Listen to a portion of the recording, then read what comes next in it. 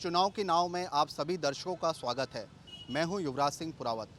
मध्य प्रदेश विधानसभा चुनाव का आगाज़ हो चुका है। जी हां, मध्य प्रदेश के विधानसभा चुनाव में अब मात्र 13 दिन बचे हैं। ऐसे में दोनों ही पार्टी कांग्रेस और बीजेपी ने अपनी अपनी कमर कस ली है। इस वक्त हमारे साथ मौजूद हैं कांग्रेस और बीजेपी के प्रवक्ता और जनता जनार्दन, जो कि मध्य प्रदेश के विधानसभा चुनाव के मुद्दों पर अपने विचार रखेंगे। सीधे आपका परिचय करवाता हूं। हमारे साथ मौजूद है कांग्रेस के दिग्गज नेता दौलत पटेल जी, कांग्रेस के नेता युवा नेता प्रीतेश पटेल जी, बीजेपी के वरिष्ठ नेता रघु यादव जी और वहीं बीजेपी के दिग्गज नेता लोकेश मंगल जी। सिलसिलेवार मैं इन सभी से प्रश्न करूंगा।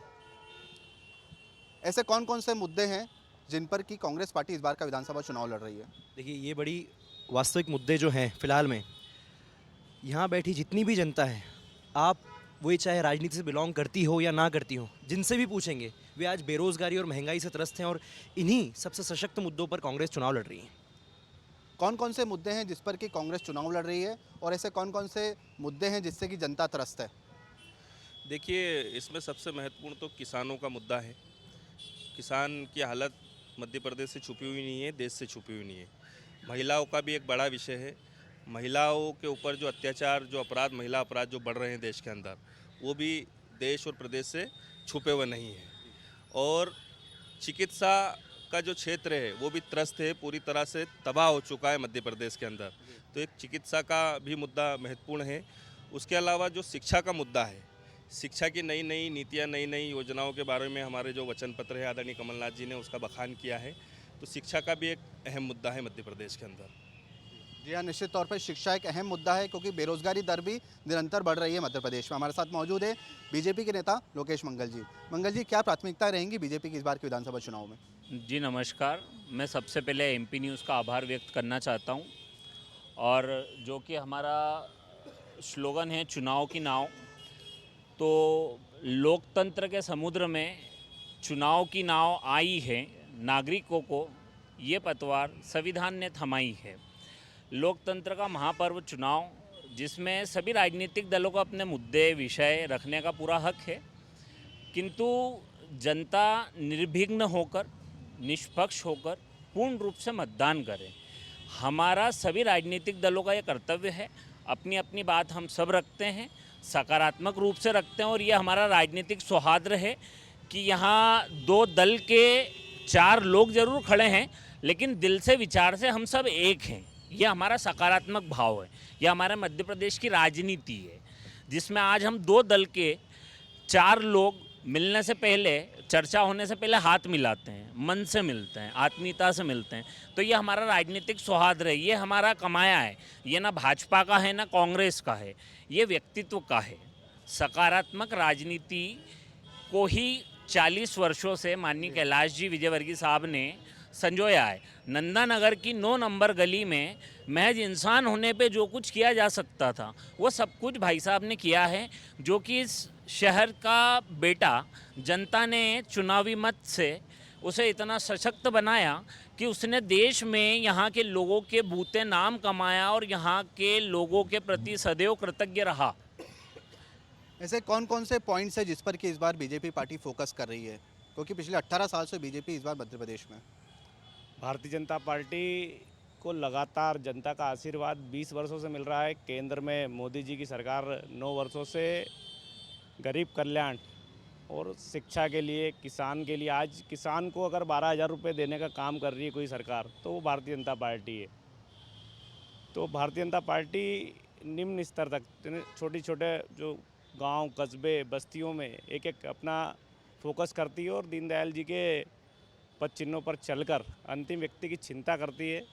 शिक्षा का विषय हो, स्वास्थ्य का हो या चिकित्सा का हो, विकास का हो। आज आप मध्य प्रदेश में देख रहे हैं, 2003 में जब दिग्विजय सिंह की सरकार थी, ये बीमारू राष्ट्र से आज विकसित राष्ट्र प्रदेश हुआ है, तो ये भारतीय जनता पार्टी के कार्यकाल में हुआ है। मध्य प्रदेश में एक बड़ा तबका युवाओं का है और वहीं मध्य प्रदेश के रोजगार पोर्टल पर ऐसे 42 लाख युवा हैं लगभग जिन्होंने पंजीयन करवाया है, वे बेरोजगार हैं। ऐसे में बेरोजगारी एक बड़ी समस्या उभर कर आ रही है मध्य प्रदेश में। उसके लिए आपकी पार्टी क्या विचार कर रही है? मोदी जी का लगातार युवाओं को जोड़ने के लिए युवाओं को ट्रेनिंग देकर आज आप छोटा सा देखें, आज की विश्वकर्मा योजना आज मोदी जी ने लॉन्च करी है, जिसमें आप पहले सीखो और फिर कमाओ। भत्ता भी मिलता है, इसमें आपको लोन भी मिलता है कि आप आपका व्यापार शुरू कर सकते हैं। युवाओं के लिए सीखो कमाओ योजना आज शिवराज जी के उसमें चल रही है जो, तो ये सब अवसर लगातार भारतीय जनता पार्टी सभी को दे रही है और लगातार उसके लिए और प्रयास किए जाएंगे। जी हाँ, निश्चित तौर पर हमारे साथ कांग्रेस के प्रवक्ता भी मौजूद है। भ्रष्टाचार पर आपका क्या कहना है? क्या मध्य प्रदेश में भ्रष्टाचार हो रहा है, और भ्रष्टाचार होता है तो क्या सख्त कार्रवाई होती है? देखिए, सबसे ज़्यादा देश के अंदर किसी प्रदेश में अगर भ्रष्टाचार हो रहा है तो वो मध्य प्रदेश के अंदर हो रहा है। 50% भ्रष्टाचार की सरकार चल रही है। आज आप छोटे से छोटे और बड़े से बड़े किसी भी सरकारी विभाग में जाकर देख लीजिए, अगर आपने रिश्वत नहीं दी या अधिकारियों का पेट नहीं भरा तो आपका काम नहीं हो सकता है। भ्रष्टाचार की वजह से आज मध्य प्रदेश ने पूरे देश के अंदर साख खोई है, और कहीं ना कहीं पूरे मध्य प्रदेश के हर एक प्रत्येक नागरिक को नीचा देखना पड़ रहा है। इतना भ्रष्टाचार करने के बाद भी, दोनों हाथों से लूट के बाद भी, कहीं ना कहीं जो वर्तमान के मुख्यमंत्री हैं उन्होंने इस मध्य प्रदेश को कर्जे के अंदर धकेला है, जिससे मध्य प्रदेश का जो विकास कार्य है वो बाधित हुआ है, और मध्य प्रदेश का प्रत्येक नागरिक 40,000 रुपये के कर्ज में डूबा है। भ्रष्टाचार तो हो रहा है मध्य प्रदेश में, परंतु लोकायुक्त कार्रवाई भी कर रही है। उस हिसाब से ट्रैप की कार्रवाई भी काफ़ी हो रही है इस बार।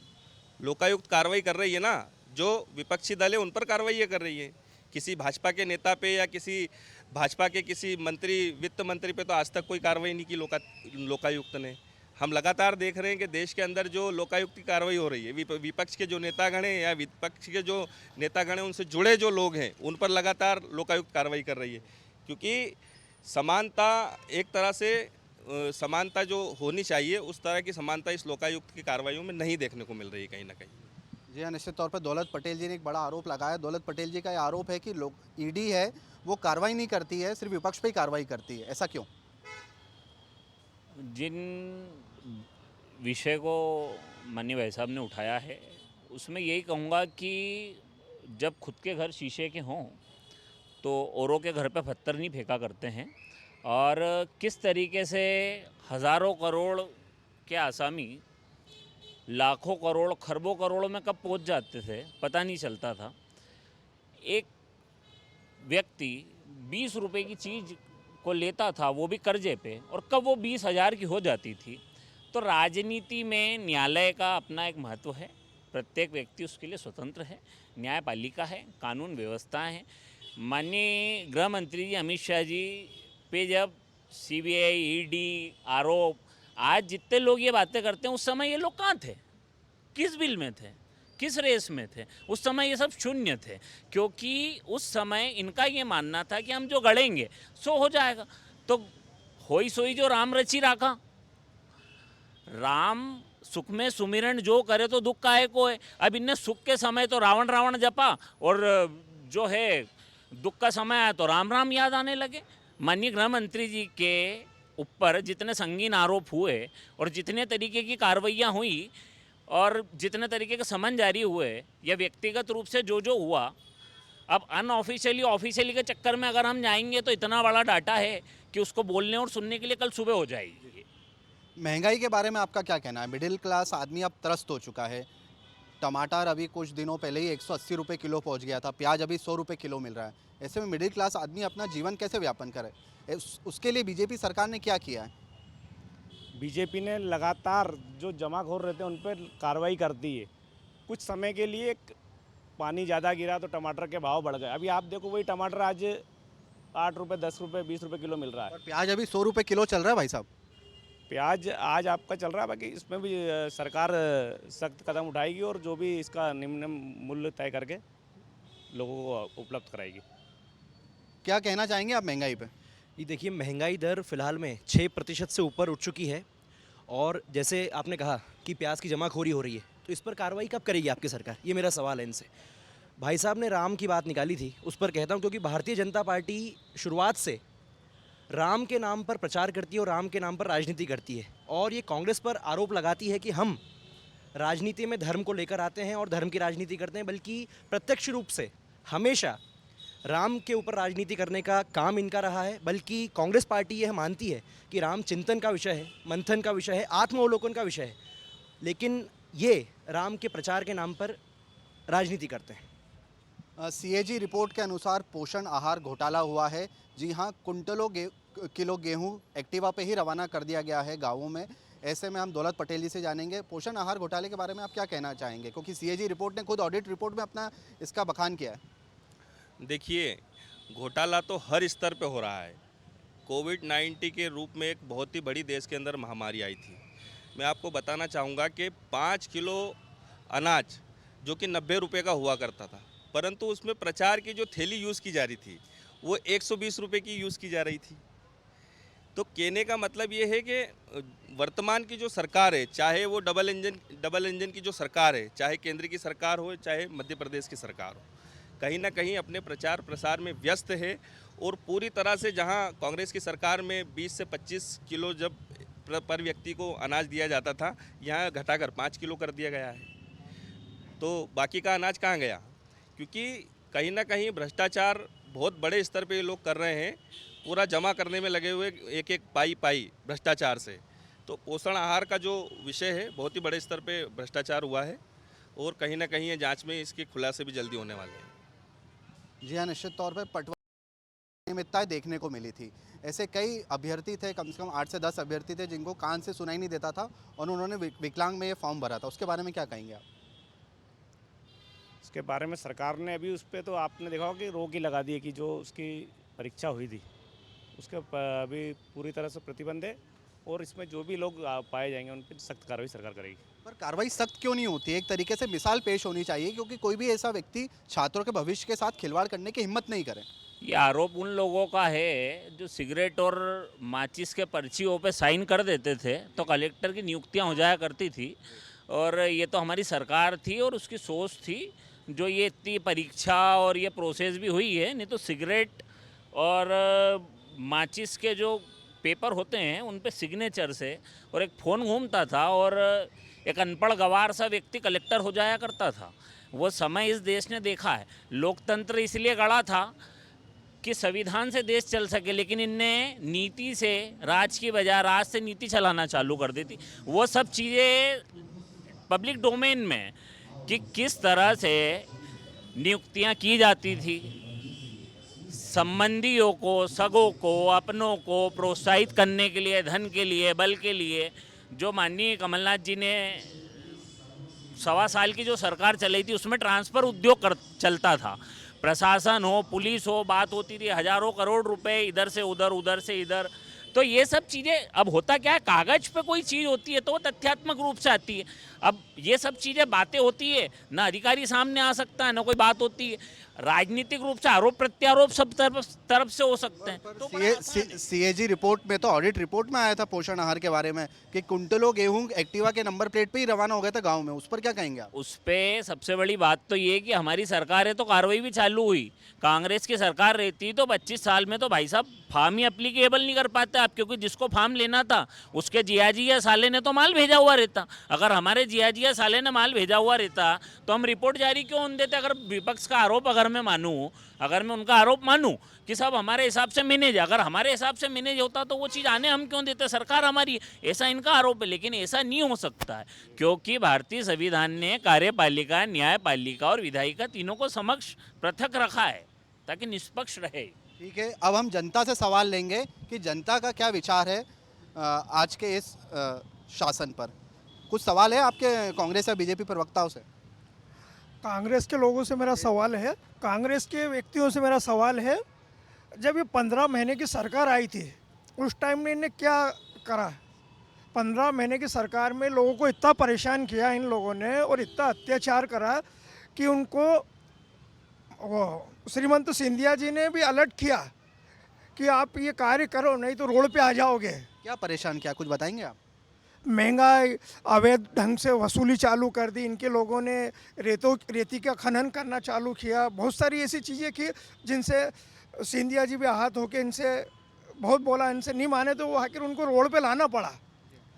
दौलत पटेल जी एक बड़ा आरोप लगा रहे हैं कांग्रेस पर। उनका कहना है कि ट्रांसफर उद्योग चलता था, वसूली होती थी 15 महीने की सरकार में। क्या कहेंगे आप जनता से? देखिए, कहीं ना कहीं भाजपा के जो नेता है, बहुत ही जल्द जिस तरह से माननीय कमलनाथ जी ने कार्रवाइयाँ चालू की थी, जिस तरह से जो भू माफिया पर नकेल कसने का काम मिलावटखोरों पर नकेल कसने का काम जो माननीय कमलनाथ जी ने किया था, तो उससे भाजपा के जो नेतागण हैं कहीं ना कहीं उनके भी तार जुड़े हुए थे और वो उनमें एक डर का माहौल पैदा हो गया था। तो 50 करोड़ रुपए में इन्होंने कांग्रेस पार्टी के जो बिकाऊ राम विधायक थे उनको खरीदा और सरकार बनाने में ये कामयाब हुए। माननीय कमलनाथ जी ने सौदे की सरकार को ठुकरा दिया और जो जनता की चुनी हुई सरकार थी, वापस से उनका यह निर्णय रहा कि वापस से जनता अगर हमारी सरकार चुनेगी तो हम काम करेंगे। जिस तरह से 15 महीने की सरकार में आम जनता के लिए काम हुए थे, 100 रुपये में 100 यूनिट बिजली फ्री हुई थी, किसानों के कर्ज माफ़ होना चालू हो गए थे। जिस तरह से माननीय कमलनाथ जी ने अपने एक्शन मोड में आकर जिस तरह से जनता के काम करने शुरू किए थे, कहीं ना कहीं भाजपा ऊपर नीचे हो गई थी और उन्होंने सरकार गिराना उचित समझा। नहीं तो आज भाजपा के जितने मेरे हिसाब से 50% विधायक जेल के अंदर होते हैं। जी हाँ, निश्चित तौर पे हम युवा से सवाल करेंगे। एक युवा ने हाथ भी उठाया है, क्या सवाल पूछना चाहेंगे आप? मैं अपने कांग्रेस के मेरे मित्रों से ये सवाल करना, मेरे दो सवाल है, बहुत शालीनता से सुने और समझे और इसका मुझे बहुत सही जवाब दे दें। पहला सवाल मेरा, 2003 में जब आप दिग्विजय सिंह जी के साथ नेतृत्व में चुनाव लड़े तो आपने अल्पसंख्यक मुस्लिम समाज से लगभग 22 टिकट दिए थे, जिनको आज घटाकर आपने, क्योंकि आप तो मुस्लिम हितैषी हैं, तो आज घटाकर आपने पूरे मध्य प्रदेश में 2 ही टिकट दिया है। तो क्या आप भी राम की ओर बढ़ चुके हैं? पहला मेरा सवाल। दूसरा सवाल, क्या सत्यनारायण पटेल जी जो यहाँ विधानसभा 5 के प्रत्याशी हैं, वे 5 साल पहले इस विधानसभा में उन्हें अचानक टिकट मिला, ये सभी को पता है, तो वे 5 साल, पिछले 5 साल की तो बात नहीं कर सकते, पर अब जो बीते हैं टिकट मिलने के बाद, जो चुनाव हारने के बाद अगले ये वाले 5 साल बीते, इस 5 सालों में वो 4.5 साल कहाँ गायब रहे? अभी गणेश जी बैठे तो पांडालों में पैसे, माता जी में पैसे बांटने लगे, भंडारे कराने लगे, इसके पहले कहाँ चला गया? इन दोनों सवाल के मुझे सही से जवाब दे दें। जी हाँ, एक बड़ा सवाल है, कांग्रेस क्या सॉफ्ट हिंदुत्व की राह पर चल पड़ी है? और दूसरा सवाल है, क्या सत्तू पटेल पहले से एक्टिव नहीं थे? क्या कहेंगे आप? सत्तू पटेल जी लगातार 5 साल अपनी विधानसभा क्षेत्र में सक्रिय रहे हैं। एक बहुत वरिष्ठ परिवार, एक बहुत बड़े कांग्रेस परिवार से सत्यनारायण पटेल जी आते हैं और सत्यनारायण पटेल ही नहीं, उनका पूरा परिवार लगातार सक्रिय राजनीति में रहता है। मेरे जो भाई ने सवाल किया है, मैं उनका जवाब देना चाहता हूं। शायद आप सत्यनारायण पटेल को देख नहीं पाए। क्यों नहीं देख पाए? हो सकता है अपने व्यापार व्यवसाय के लिए बाहर चले गए हों, तो आपकी नज़रें उन तक नहीं पड़ी, परंतु लगातार अगर आप 5 नंबर विधानसभा क्षेत्र की जनता से पूछोगे तो माननीय सत्यनारायण पटेल जी लगातार 5 साल जनता के बीच में रहे और उन्होंने लगातार कंधा से कंधा मिलाकर जनता का काम किया। चलिए अब बीजेपी की प्रवक्ता से सवाल जानते हैं हम। कोई जनता बीजेपी की प्रवक्ता से सवाल करना चाहेगा? बोलिए बोलिए बोलिए। नहीं, जैसे हमारे प्रवक्ता भारतीय जनता पार्टी के, उन्होंने तो जो सवाल दिए हैं वो तो सही है। मैं भाई साहब से पूछना चाहूँगा एक सवाल जो मेरे को कांग्रेस में भारतीय जनता पार्टी से, इनसे जैसे इन्होंने बोला कि आपको राम याद आते हैं, भाई साहब ने बोला आपको राम याद आते हैं, तो ये बताइए कि राम का विरोध सबसे पहले कांग्रेस सरकार ने ही किया था। उनके लिए राम मंदिर बनाने के लिए। आप कुछ सवाल करना चाहेंगे बीजेपी के प्रवक्ताओं से? भारतीय जनता पार्टी के जो प्रवक्ता हैं उनसे एक ही सवाल है कि युवाओं के मुद्दे जो हैं मध्य प्रदेश में लगातार हावी हो रहे हैं। यदि हम बात करें तो चिकित्सा की है, शिक्षा की है, कई तरह की बातें मध्य प्रदेश में जो है चुनावी मुद्दा बन रही है। आने वाले वक्त के लिए क्या कुछ एजेंडा है, क्या कुछ विकास का विजन है? चूँकि कांग्रेस पार्टी ने अपना वचन पत्र जारी कर दिया है, भारतीय जनता पार्टी के वचन पत्र का अब इंतजार है। रोजगार पर लगातार सवाल उठ रहे हैं बीजेपी के लिए। रोजगार के लिए आपकी पार्टी क्या कर रही है और चिकित्सा सुविधा और सुदृढ़ करने के लिए भारतीय जनता पार्टी का क्या प्लान है? अभी विधानसभा 5 में हमारा एक 60 बेड का अस्पताल मंगीलाल चूरिया, जहां पर आपकी प्राथमिक जांचें महिलाओं के लिए, अपना जिनको बच्चे जन्म के लिए माताएं होती हैं, उनको सोनोग्राफी की सुविधा, प्राथमिक चिकित्सालय, सभी बड़े डॉक्टर वहां पर उपलब्ध रहते हैं। आपके बहुत नज़दीक है मिल क्षेत्र में। विधानसभा 5 में महेंद्र हांडिया के प्रयासों से तैयार है, उसका 6 महीने पहले ओपनिंग भी हो चुका है। वहाँ इन पूरे क्षेत्र को, गरीब बस्ती को, मलिन बस्ती को इसका फ़ायदा मिल रहा है लगातार। जी हाँ, निश्चित तौर पे जो युवा है वो एक बड़ा वर्ग है, बड़ा वोट बैंक है मध्य प्रदेश में। ऐसे युवाओं के लिए क्या आपकी पार्टी विचार मंथन कर रही है और युवाओं के रोजगार के लिए क्या कुछ प्लान है आपकी पार्टी का? हम तो संघ से जुड़े हुए लोग हैं। 8 वर्ष की आयु में ही एक बच्चा संघ से जुड़ जाता है और संघी हो जाता है वो, और लगातार 5 वर्ष काम करने का कार्य यदि कोई संगठन कर रहा है तो वो निश्चित तौर पर भारतीय जनता पार्टी है। और हम सभी संघी हैं और हम खाटी लोग हैं और उस तरीके से हमारा जीवन यापन होता है, क्योंकि हमें किसी से मिलने ही नहीं जाना पड़ता, क्योंकि रोजगार के लिए क्या प्लान है? रोजगार के लिए ये प्लान है कि कोई भी व्यक्ति अगर यहाँ पे कारखाना लगाना चाहता है तो उसको सर्टिफिकेट से पहले घर में मशीन की व्यवस्था करना है, उसको सर्टिफिकेट की ज़रूरत नहीं है। यहाँ पे कांग्रेस राज में जो एक कोटेशन था कि भाई भतीजावाद था, किसी चीज़ पे कोई मोनोपोली थी, ऐसे 100 व्यवसाय हैं कि जिन पे मोनोपोलियाँ हुआ करती थी कि ये वो ही करते हैं तो वही करते हैं, यही करते हैं तो यही करते हैं। वो पॉलिसी नहीं है, ये मोदी राज है। यहाँ पे 20 साल से भाजपा की सरकार अगर 1.25 साल 1.5 साल में हटा दूँ तो जो हमारी सरकारी लोगों ने ऐसा मध्य प्रदेश देखा कि महाराष्ट्र से जब कोई व्यक्ति यहाँ आता था या गुजरात से व्यक्ति यहाँ आता था तो वो गड्ढों से पता चल जाता था व्यक्ति को कि मध्य प्रदेश में। रोजगार कितने दिए युवाओं को? मेरा सवाल ये है कि 42 लाख तो अभी भी युवा ऐसे पंजीकृत है बेरोजगारी के लिए। आप मेरा निवेदन है अरुण जी से कि एक बार ये रोड दिखा दें चलता हुआ। ये आज से 20 साल पहले कांग्रेस के राज में पगडंडी हुआ करता था, जिस पर आज सैकड़ों गाड़ियाँ दौड़ रही है। ये विजयनगर जो आज चमचमा रहा है, ये माननीय कैलाश जी के महापौर कार्यकाल में हुआ। जो इंदौर के आज आप काया देखते हैं, ये आज से 20 साल पहले मुझसे 100 गुना उम्र का था। ठीक है, बात इंफ्रास्ट्रक्चर की कर रहे हैं वो, सवाल हमारा रोजगार पर था। हम एक और सवाल लेते हैं युवा से। बताएं आपका क्या सवाल है? नेताओं को चुनाव के समय ही क्यों जनता की याद आती है और चुनाव के समय ही क्यों लॉलीपॉप देने लगते हैं? इसके पहले कहाँ चले जाते हैं? जी हाँ, निश्चित तौर पर एक बड़ा सवाल है कि मैं दोनों ही पार्टियों से सवाल कर रहा हूँ, बीजेपी और कांग्रेस, कि पार्टियों को आखिरी में ही क्यों जनता की याद आती है, लॉलीपॉप दिया जाता है। बीजेपी ने लाडली बहना निकाल दी, नारी सम्मान योजना कांग्रेस ने निकाल दी, क्यों नहीं 5 साल पहले पार्टियां जागती है? मैं एक कांग्रेस प्रवक्ता से सबसे पहले पूछूंगा। देखिए, सबसे पहली बात, 15 महीने की सरकार की हमारी बात हुई थी। हमारी सरकार को अलोकतांत्रिक तरीके से गिराया गया, पहली बात। फिर जैसे भाई साहब ने सत्यनारायण पटेल की विधानसभा की बात, मुझे कुछ जवाब देने थे, इसलिए मैं वो जवाब देने के बाद आपकी बात का जवाब दूंगा। सत्यनारायण पटेल जी की जो क्षेत्र क्रमांक विधानसभा 5 है, इसमें उनके द्वारा पिछले 5 सालों में क्या क्या काम कराया गया मैं आपको बताता हूँ। उन्होंने धर्म को बढ़ावा देने के लिए, जैसे कह रहे कि राम अब हमें याद आए, उसका जवाब भी मैं पहले दे चुका था कि हम राम को शुरुआत से मानते हैं और ये इसका सर्टिफिकेट देने की हमें ज़रूरत नहीं। क्षेत्र क्रमांक 5 में कम से कम 5 सिलाई केंद्र सत्यनारायण पटेल जी द्वारा लगाए गए हैं, जिससे महिला सशक्तिकरण हो रहा है। ये तब किया गया जब वे सरकार में नहीं थे। आपका सवाल आप दोहरा दीजिए, मैं उसका जवाब देता हूँ। मेरा सवाल ये है, जनता का सवाल ये है कि आखिरी में ही क्यों पार्टियां मुफ्त की लॉलीपॉप देती है? कमलनाथ जी ने भी अभी नारी सम्मान योजना निकाली है। देखिए, कांग्रेस पार्टी की विचारधारा रही है कि अमीर गरीब सब समान, सबका हो सम्मान। इसी कारण नारी सम्मान योजना हमारी आई है। इसके पहले भी हम कई योजनाएं जब हम सरकार में थे। देखिए, इस वास्तविकता की बात है और बड़ी नॉर्मल सी बात है कि जब इंसान सरकार में आएगा, जब व्यक्ति सरकार में आएगा, सरकार चुनी जाएगी, तभी तो हम उसको क्रियान्वयन कर पाएंगे। उसके पहले हमने ये सब सोच करके रखी है। आप मुफ्त का लालच तो दे रहे हैं ना, क्या कहना है आपका? लाडली बहना योजना क्यों अभी निकाली गई, क्यों 5 साल पहले नहीं निकाली गई? क्या कब ये मुफ्त की रेवड़ी कल्चर का कंसेप्ट खत्म होगा राजनीति में? ये जैसे आपने भाई साहब का जो आरोप था एक पहले सरकार पे कि भ्रष्टाचार हो रहा है, ये और भी चीज़ें थी, फिर अभी रेवड़ी कल्चर या हम योजना देने वाले थे, तो मैं आपको बताना चाहूँगा, पहले 8 लाख करोड़ रुपए सरकार का सालाना बजट था गरीबों को बांटने का। अभी वो योजना जो फर्जी खाते थे, जो फर्जी गैस की सब्सिडी के कनेक्शन बटे हुए थे, जो फर्जी राशन कार्ड थे, आदमी पैदा ही नहीं हुआ है और उसकी गैस की टंकी का कनेक्शन बढ़ गया, 300 में टंकी ले ली, 500 में बेच दी। हजारों सैकड़ों कनेक्शन, लाखों, जब आप केंद्रीय सरकार का डाटा उठा के देखेंगे भाई साहब, तो करोड़ों की ताकत में कनेक्शन बंद हो गए। तो वो लोग थे ही कहाँ? वो तो कांग्रेस के अर्दली थे।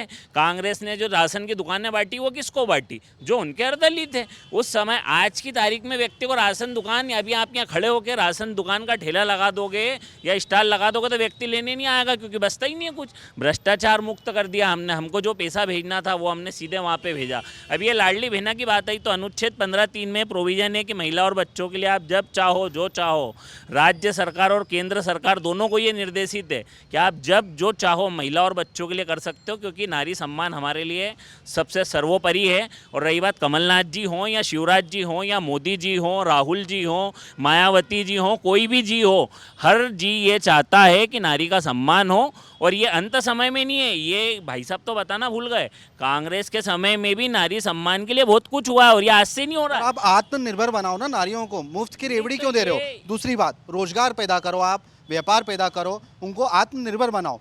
और वहीं मेरा ये कहना है कि मिडिल क्लास तबका भी नाराज़ चल रहा है। उनको ऐसा लग रहा है कि उनके टैक्स का पैसा मुफ्त की रेवड़ी कल्चर में जा रहा है। क्या कहेंगे आप? अभी ऐसा कुछ नहीं है कि कोई मुफ्त की रेवड़ी।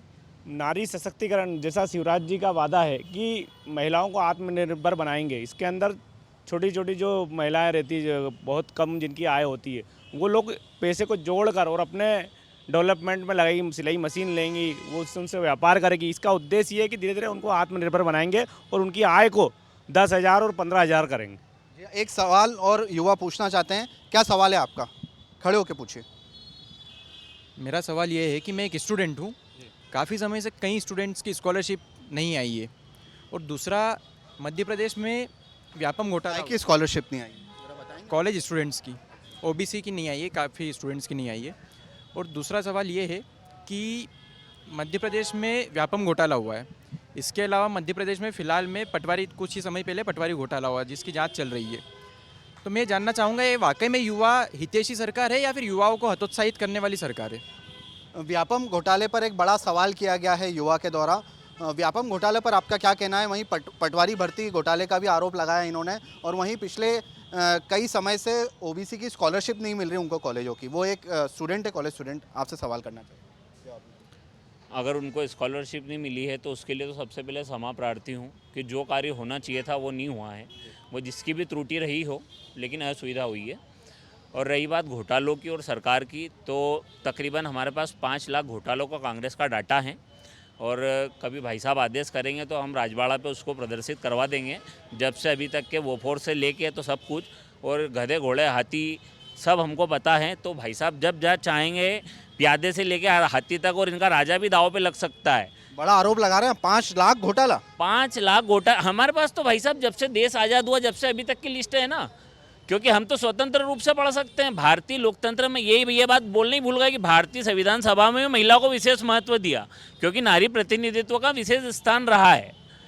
महिला की जो कार्य क्षमता है उसको ये कांग्रेसी होते हुए भी उतना नहीं समझ पा रहे हैं जितना हम कांग्रेसी नहीं होते हुए समझ पा रहे हैं, क्योंकि हमने नागरिक के नाते तो संविधान को पढ़ा ही है ना। आप लिस्ट कब उजागर कर रहे हैं 5 लाख घोटालों की? ये बहुत जल्द है, जब भाई साहब आदेश कर देंगे तो राजबाड़ा पे एक 5 लाख घोटालों की लिस्ट लगवा दी जाएगी। पटेल साहब, एक बड़ा आरोप लगाया है कांग्रेस पर, 5 लाख घोटाले करें आपकी सरकार ने जब सत्ता में थी। झूठ बोलो और ताकत से बोलो, ये हमेशा से भाजपा का फार्मूला रहा है। और मैं तो ये भी आरोप लगाता हूँ कि ये ट्रेनिंग दी जाती है अपने प्रवक्ताओं को भाजपा कार्यालयों में कि झूठ बोलो और ताकत से बोलो, जितनी हो सके ताकत से बोलो।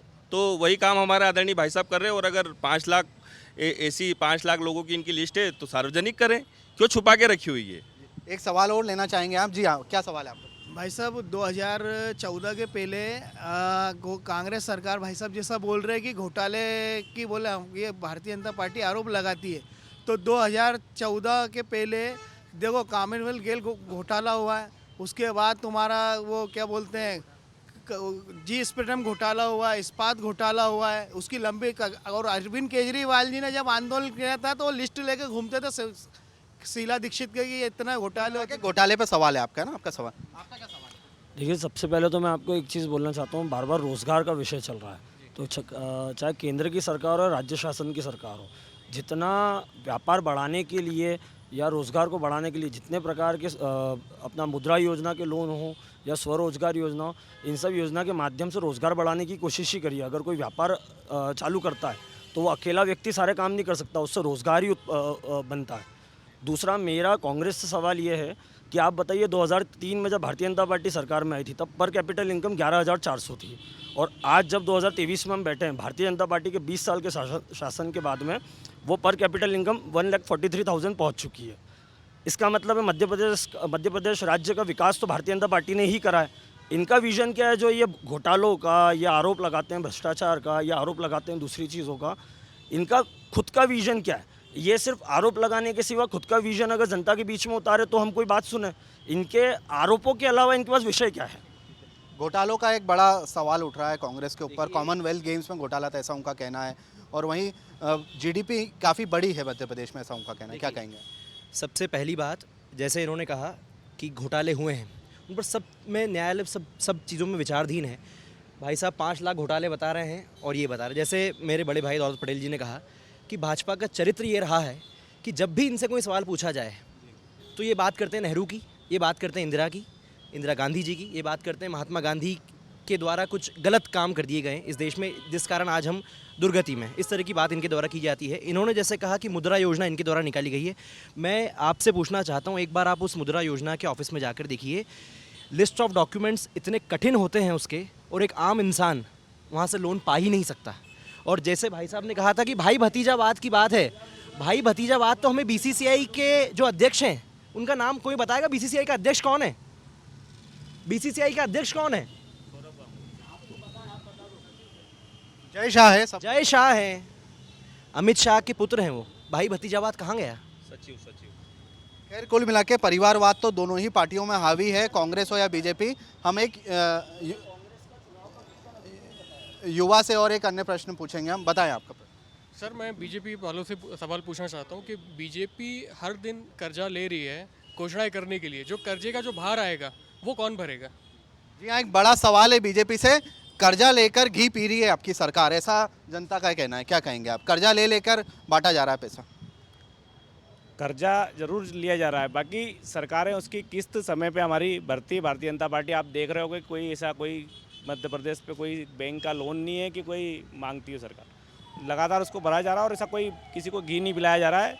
प्रदेश के विकास के लिए आज अगर कोई मुख्यमंत्री अगर कर्जा लेता है तो उसके लिए जो कर लिए जाते हैं हमारे प्रदेश में, उससे हम लोग उसका भुगतान करते हैं। क्या कुछ कहना चाहेंगे आप? देखिए, मैं भाई साहब को बता देना चाहता हूँ कि मध्य प्रदेश का बजट है लगभग 4 लाख करोड़, और इस मध्य प्रदेश पे अब तक 4 लाख करोड़ का कर्जा हो चुका है, और आप कह रहे हैं कर्जा ही नहीं है। क्या कहना चाहेंगे आप कर्जे? देखिए, एक पूत होता है कमाऊ पूत, एक बाप का बेटा होता है कमाऊ, जो कि कमा कमा के अपने घर को बढ़ाता है, अपने लोगों को बढ़ाता है और अपने व्यापार को बढ़ाता है। और एक पुत्र होता है बेचकर न्यौछावर कर देने वाला पुत्र। तो ये जो भी मामा थे हमारे, ये मध्य प्रदेश को बर्बाद करने वाले पुत्र हैं, जो कि मध्य प्रदेश की संपत्तियों को कर्जे में ढकेल कर ये यहाँ का धन लुटा रहे हैं। चलिए, 2 आखिरी सवाल लेना चाहूँगा मैं जनता से, क्या पूछना चाहेंगे आप? अभी यहाँ पर भाजपा के प्रवक्ता ने भ्रष्टाचार की बात करी थी, रोड दिखाकर डेवलपमेंट की बात करी थी। 15 महीने की कांग्रेस की सरकार में जो अवैध निर्माण ज़मींदोज हुए थे, तो फिर भाजपा के आने के बाद वही निर्माण रोशन क्यों हुए? गुंडों का संरक्षण करती है भाजपा सरकार, कृपया इस बात का जवाब दें। एक बड़ा आरोप लगाया युवा ये कह रहे हैं कि गुंडों का संरक्षण करती है सरकार, और वहीं ये भी आरोप लगाया कि 15 महीने की कमलनाथ सरकार में जो अवैध निर्माण जमींदोज किए गए थे, उसी अवैध निर्माण वापस से वो उसी बन गई हैं वो इमारतें। क्या कहेंगे आप मंगल जी? ये जो आरोप है ये इसी तरह है जो मिथ्या है। तकरीबन इंदौर शहर की आप आबादी का 12 लाख लोगों का जो हिस्सा देखेंगे तो वो उन्हीं कॉलोनियों में रहता है, बस्तियों में रहता है। वो किसने काटी, कब काटी, कैसे काटी, उसकी कानूनी इंक्वायरी सब होना चाहिए। लेकिन जो व्यक्ति ने वहाँ पे 20 लाख के प्लाट पे 50 लाख लगा के अपना मकान बना लिया, तो अब उसकी क्या गलती थी? उसकी गलती यही थी कि उसको कानून का कागज़ पढ़ते नहीं आता था। उसको कानून का कागज़ पढ़ते नहीं आया, उसने अपनी ज़िंदगी भर की कमाई वहाँ मड़ दी। उन पर कार्रवाई होती जिन पर काफ़ी अपराधों की लिस्ट थी? नहीं, आप जैसे आप उसमें देखेंगे शीर नीर आप एक नहीं कर सकते हो। दोनों जो चीज़ें हैं, जैसे मैंने किसी भी नेता का नाम नहीं लिया था, मैंने केवल ये बोला था कि कांग्रेस राज में घोटाले हो। भाई साहब ने 4-5 नाम गिना दिए। मैंने इसके पहले बोला था होई सोई जो राम रची राखा, भाई साहब बोलते तुम राम मंदिर की बात मत करो। अरे मैंने तो कुछ बोला ही नहीं, भाई साहब खुद ही बोल रहे हैं। दुखती नस पे जब हाथ रखाता है, मैं गोपाल निवास चौराहे मल्हारगंज में बचपन से बड़ा हुआ हूँ, तो गोपाल निवास चौराहे पे जब मालिश होती है ना, तो जब दुखती नस पे हाथ रखाता है तो आवाज़ ज़ोर से निकलती। तो इसी कारण जो आवाज़ थी, भाई साहब ने 4 कांग्रेस के नेताओं का नाम बता दिया। मैंने भ्रष्टाचार बोला, राम मंदिर बोला, तो भाई साहब राम मंदिर पे होए। अब हमारा तो रोम में राम है, तो हम क्या करें? चलिए, निश्चित तौर पे तो इस डिस्कशन को अब यहीं विराम दिया जाता है। एमपी न्यूज़ की खास पेशकश चुनाव की नाव में आप सभी दर्शकों ने भाग लिया, आपका तहे दिल से धन्यवाद। बहरहाल मध्य प्रदेश विधानसभा चुनाव में अब महज 13 दिन बचे हैं। अब ये तो आने वाला वक्त ही बताएगा कि मध्य प्रदेश पर किसकी सत्ता काबिज होती है। वीडियो जर्नलिस्ट अरुण यादव के साथ युवराज सिंह पुरावत का special programme MP news Indore. Over to studio.